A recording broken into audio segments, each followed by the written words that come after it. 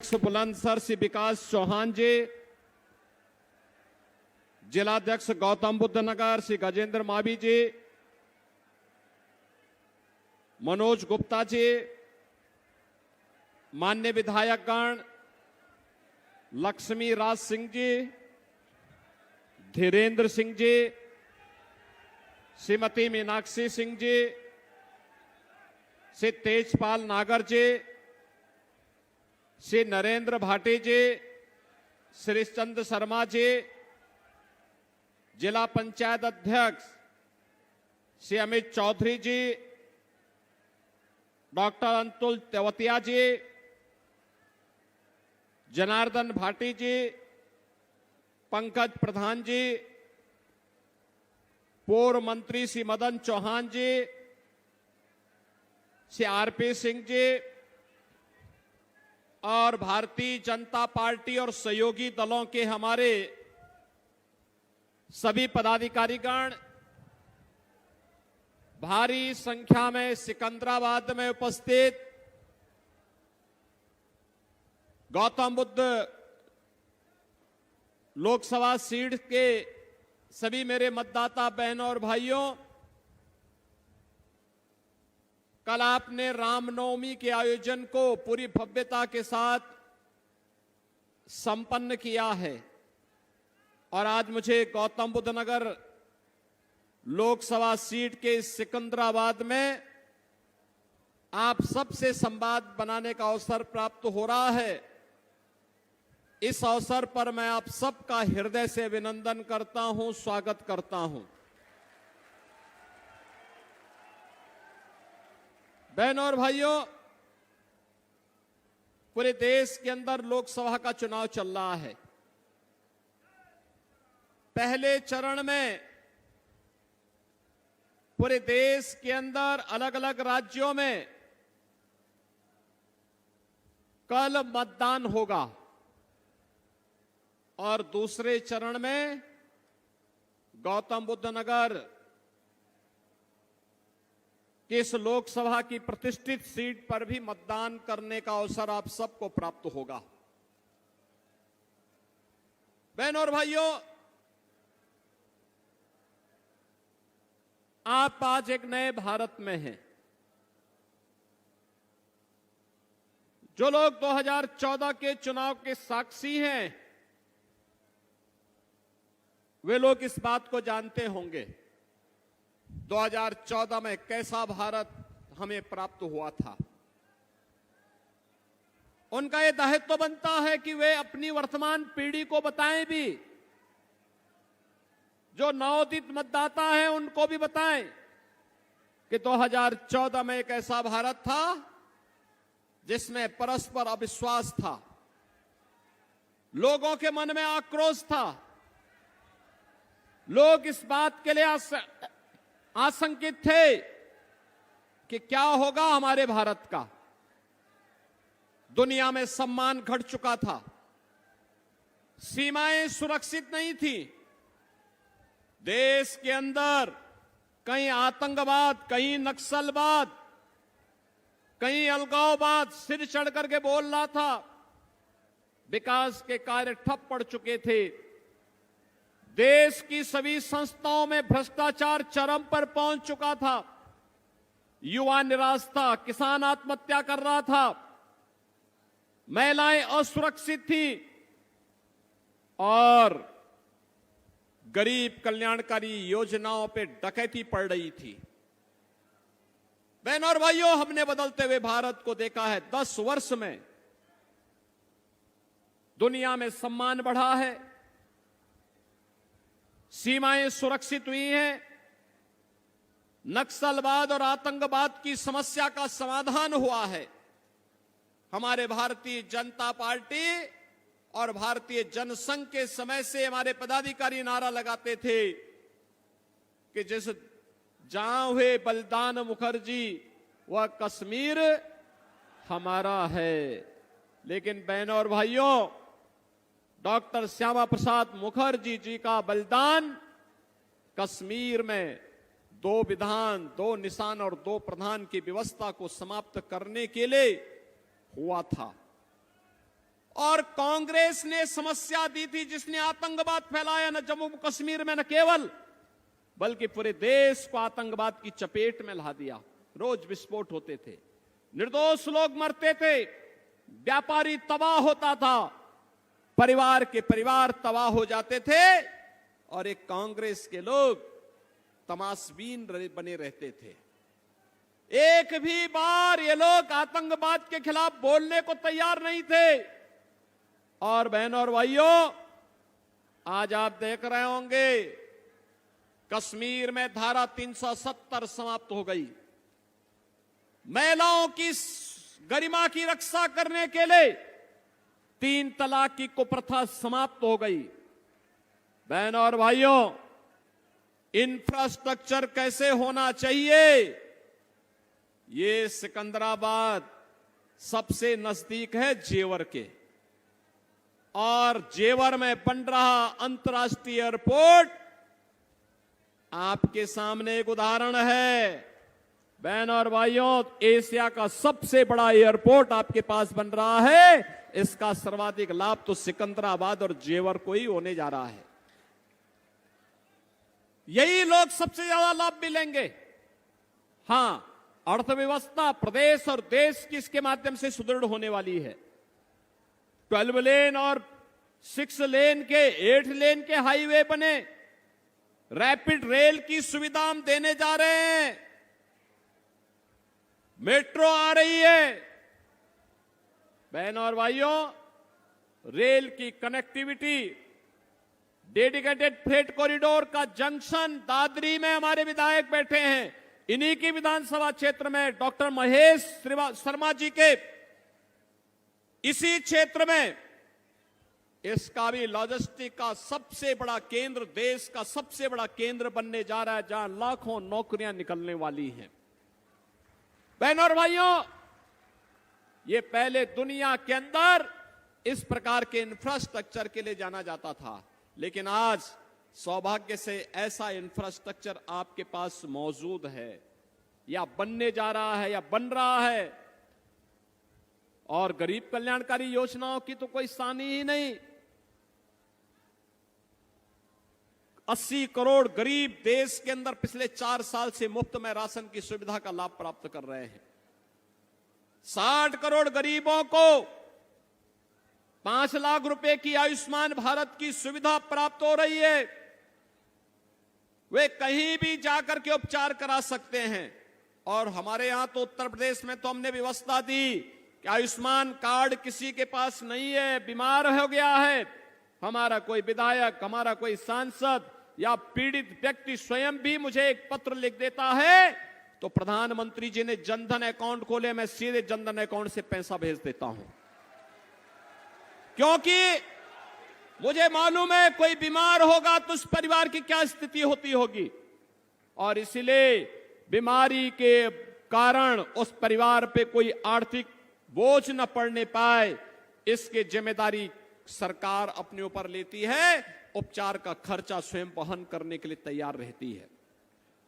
बहनों और भाइयों, 12 करोड़ अन्नदाता किसानों को किसान सम्मान निधि का लाभ, नारी गरिमा के लिए 12 करोड़ घरों में शौचालय का निर्माण, 10 करोड़ गरीब महिलाओं के लिए उज्ज्वला योजना का रसोई गैस का कनेक्शन, 4 करोड़ गरीबों के सिर ढकने के लिए आवास, और नोएडा, ग्रेटर नोएडा, यमुना अथॉरिटी में बिल्डर बायर की समस्या का समाधान करते हुए जिन लोगों के वर्षों से मामले लंबित थे, उन सबके मामले समाप्त कराते हुए हम लोगों ने आज बायर्स को उसका हक देना वहां प्रारंभ किया है।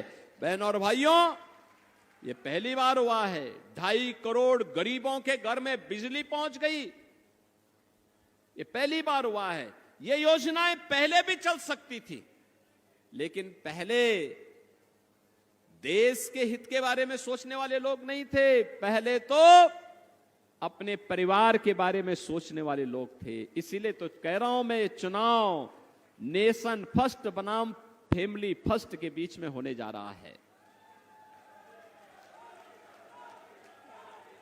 स्वार्थ के परिवार में और मोदी के परिवार में, मोदी का परिवार 140 करोड़ का भारत है, इसलिए उनके लिए राष्ट्र पहले है। और कांग्रेस, सपा, बसपा, इनके लिए अपना परिवार महत्वपूर्ण है, इसलिए अपने स्वार्थ के परिवार के बाहर ये सोच भी नहीं सकते। बहनों और भाइयों, ये जितना भी कार्य हुआ है,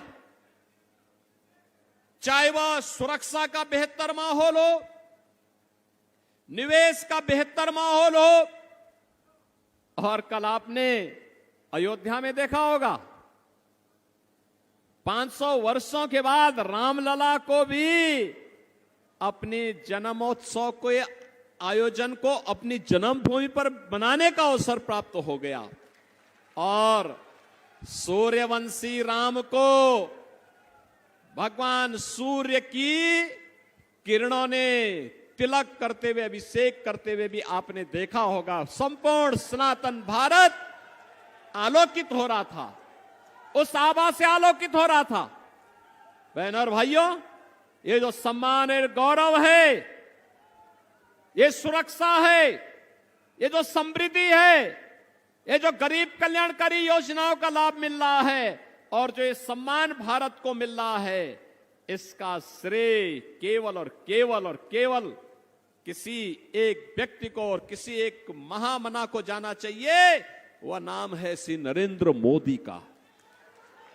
मोदी जी के नेतृत्व में यह सब हुआ है, और इसीलिए हम लोग आए हैं आपके पास कहने के लिए कि बहनों और भाइयों, मोदी जी के नेतृत्व में जो नए भारत का हम दर्शन कर रहे हैं, इस नए भारत को आत्मनिर्भर भारत, इस नए भारत को विकसित भारत, और इस नए भारत को ग्लोबल लीडर भारत के रूप में दुनिया के सामने प्रस्तुत करने के लिए तीसरी बार मोदी जी को फिर से प्रधानमंत्री बनना आवश्यक है।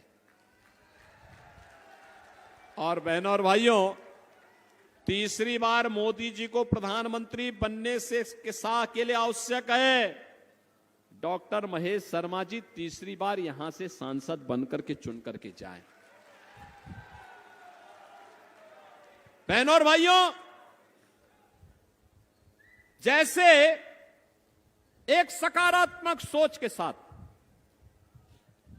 विकास की योजनाओं के लिए डॉक्टर महेश शर्मा जी या हमारे विधायकगण आए होंगे, आते हैं, लेकिन विकास की किसी चालू परियोजना में बैरियर बनने के लिए कभी भी उन्होंने अपने स्तर पर कोई भी किसी भी प्रकार के किसी भी मामले को उनके स्तर पर कभी नहीं उठाया जाता।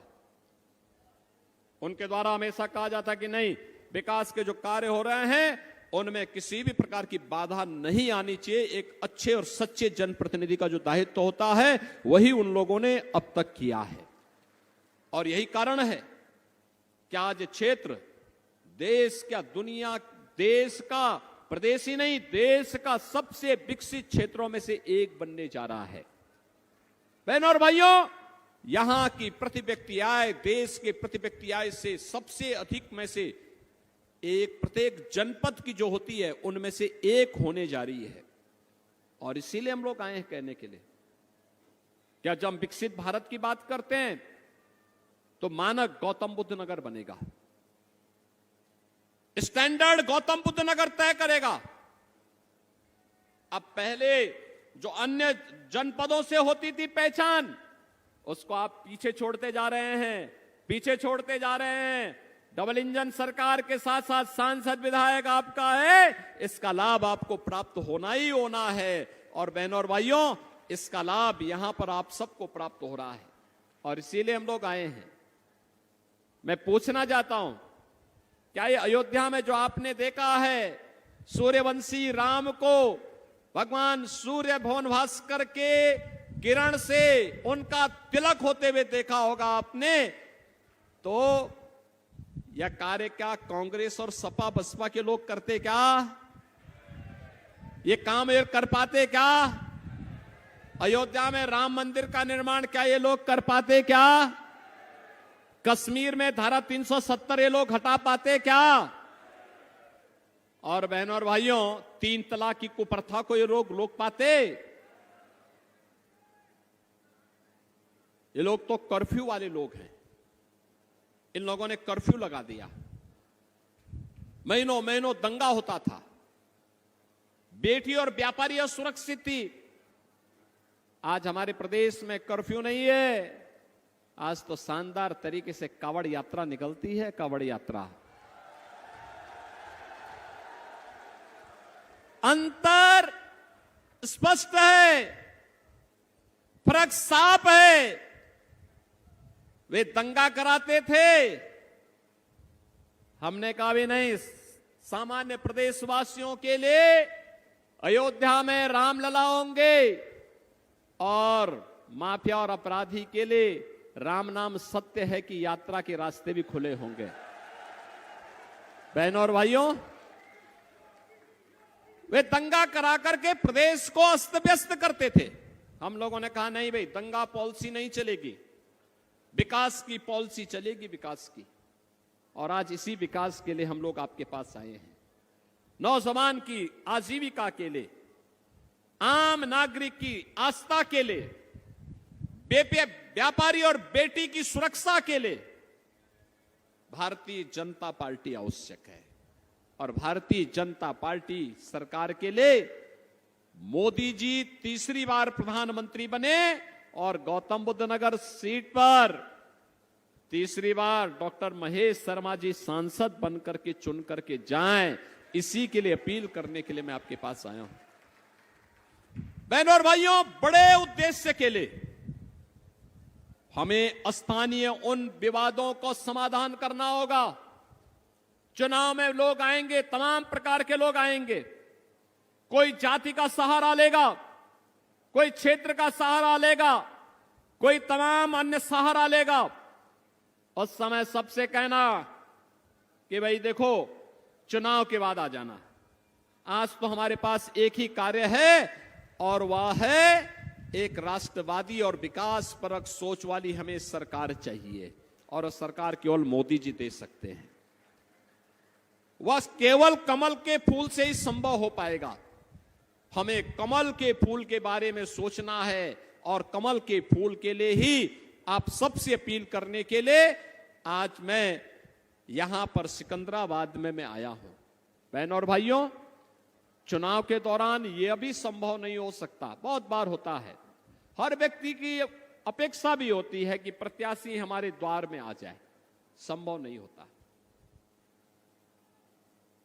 एक प्रत्याशी के लिए बहनों और भाइयों 2000 से अधिक गांव होते हैं और 14 दिन का केवल चुनाव होता है।